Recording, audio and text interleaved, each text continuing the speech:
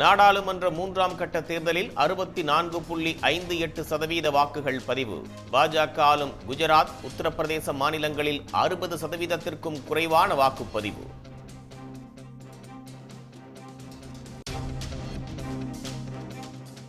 ஹரியானாவில் பாஜக அரசுக்கான ஆதரவை வாபஸ் பெற்ற சுயேட்சை எம்எல்ஏக்கள். பாஜக பெரும்பான்மையை இழந்ததால் குடியரசுத் தலைவர் ஆட்சியை அமல்படுத்த காங்கிரஸ் வலியுறுத்தல்.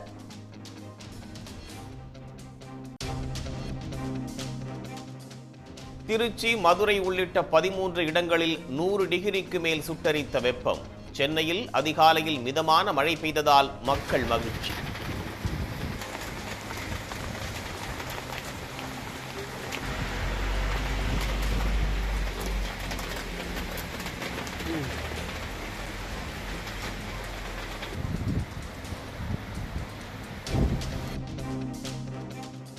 இ-பாஸ் நடைமுறைக்கு வந்த முதல் நாளிலேயே சுற்றுலா பயணிகளின் வருகை குறைந்தது. வழக்கமான நாட்களை விட கூட்டம் குறைந்து காணப்பட்டதால் வியாபாரிகள் கவலை.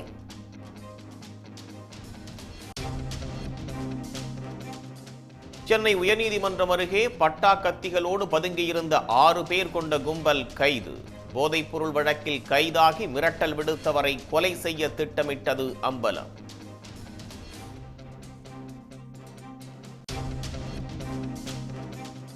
தமிழ்நாடு அரசு விரைவு பேருந்துகளில் யுபிஐ மூலம் டிக்கெட் பெறும் வசதி அறிமுகம். எளிதில் டிக்கெட் பெற முடிவதாக பயணிகள் வரவேற்பு.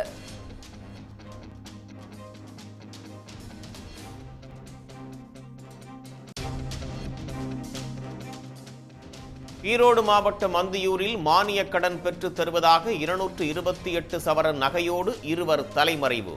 10 லட்சம் ரூபாயில் 3 லட்சத்தை மானியமாக பெறலாம் என ஆசை காட்டி மோசடி செய்தது அம்பலம்.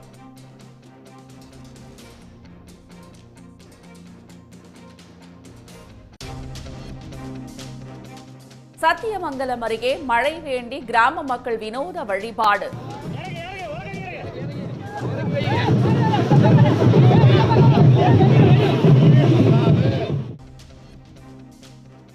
அரசியல் வாரிசு அறிவிப்பை திரும்ப பெற்றார் பகுஜன் சமாஜ் கட்சி தலைவர் மாயாவதி.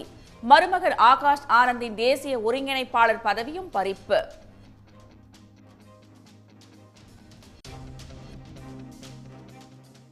எந்த விலை கொடுத்தாவது அதிகாரத்தை கைப்பற்றுவதில் மோடி குறியாக இருக்கிறார் என சோனியா காந்தி குற்றச்சாட்டு.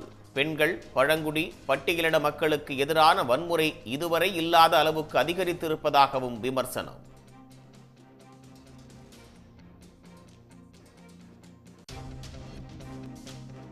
பாஜக மீதான நம்பிக்கையின்மையால் பங்குச் சந்தையில் தொடரும் சரிவு. 3 நாட்களில் 11 லட்சம் கோடி ரூபாய் வரை முதலீட்டாளர்களுக்கு இழப்பு.